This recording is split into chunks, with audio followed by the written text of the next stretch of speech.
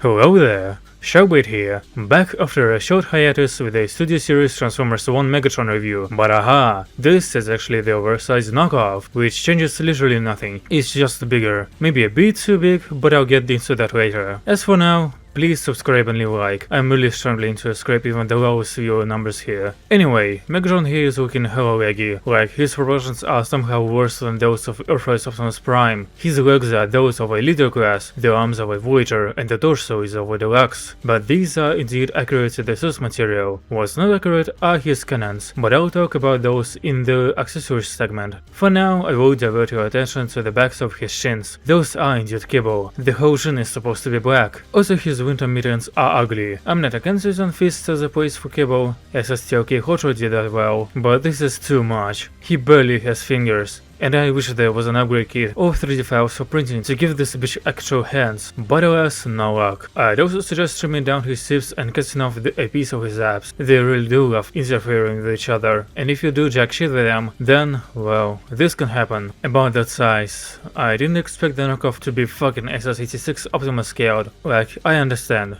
The deluxe price point is a little small for N Megatron and A Optimus, and the canonical heights for the movie are retardedly large, and I suppose the modern chuck scale is increasing, but come on man, I can't have TF1 Megatron 2 tower over both Earthrise Megatron and the Last Night Megatron. For articulation I get a bulging head, with a limited vertical range. These bits inhibit the range of the bulging shoulders, but you can get shit done. Biceps rolls, awkward to use double elbows, wrist rolls, waist roll, bulging hips that go pretty much everywhere, thighs roll, slightly deeper than usual knees, and can go up a good bit, down a lot, and pivot barely. 22 points of articulation in total. No, don't count this hinge as an articulation joint. Another thing I wanna point out, his shoulders, when you point them out, it's like they sink down. It's really off-putting. Every time he's in a pose, I just see the difference in how high the shoulders sit, and it bugs me immensely. Accessories are pretty weird. You get the wrong fusion cannon. The tip of the tank turret is a non-combat part accessory, which you're supposed to use as a secondary cannon. The actual secondary cannon he had in the movie, only this time it's much longer than how it's supposed to be, and you get two for symmetry. And an entire backpack which probably should have been on a mushroom seal joint if I'm being honest. And with the osko you get the proper fusion cannon, which is really nice, but that didn't satiate me fully, so I did end up pressing a shortened, more accurate version of the secondary cannon. You can kind of store everything on him. The tip of the tank turret plugs onto the bottom of the backpack and the sticks plug onto the sides. Alternatively, through the magic of the combat pods and tabs and slots, you can create this monstrosity, which yes you can also use in the attack mode, but let's not jump ahead. And if you're like me who has the osko and the printed side cannon, but unlike me, who also wants to store everything on the toy itself, you can also use this configuration, also giving him the back cannon from the G1 design, because everything has to be G1 with you, isn't it? Kind of a shame the cannon pods are on the inside of his shins, but I will leave. And there's no real gimmicks to speak of. I guess you can recreate this for him for the movie, but that's pretty much it. The transformation is quite simple, but it remains engaging, even if I forget to throw the shins around and properly lock the knees in. It's pretty interesting in how it achieves the look, and I really like the feet switcheroo, which means yes you can have the tread foot from the fight with Starscream, not this Starscream though.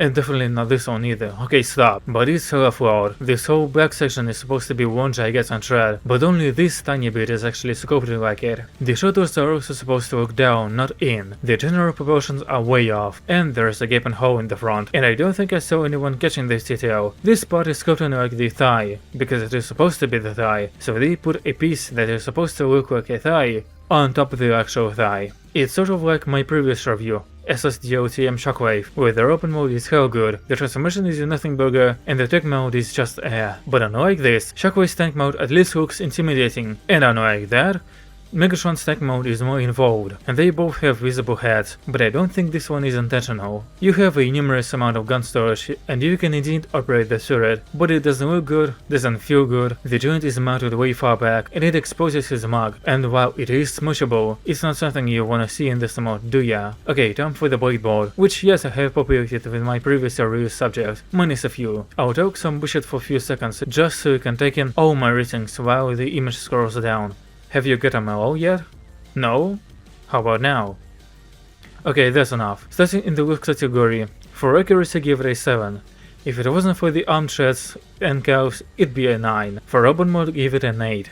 He stands mighty fine and is very imposing, a crucial part from any Megatron design or toy. For Red mode I give it a 5.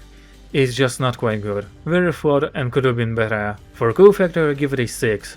As the deluxe, it's just not all that impressive. It's not even covered in silver paint. It's quite simple, and it's just too small. But I personally find the oversized one very cool. Still simple and underpainted, but it's the size that counts. For cable management I give it an 8. Again, arm threads and calves. They are cable, and they blend in into the design pretty well all things considered. Well, not the mittens, but enough said about those. Play category next. For articulation I give it an 8. He is quite possible indeed. For transmission I give it a 4. Quite simple, has one cool trick, but otherwise pretty meh. For gimmicks I would have given it a 1, as I do for everyone who doesn't have a clear-cut one as sort of, well, at least you transform. But this bitch gives you options as to how you want to display him, so I'm giving it a 4. For accessories I give it a 4. He comes with quite a lot, what do you want me to say? For quality I give it a 7. As I don't have the original I can't comment on its quality, but I can't imagine it being below average. Something even the osko is not, but neither are above average either, so For value I give it a 5 for the original, and fucking 11 for the KO. Fuck do you mean this only costed me $6?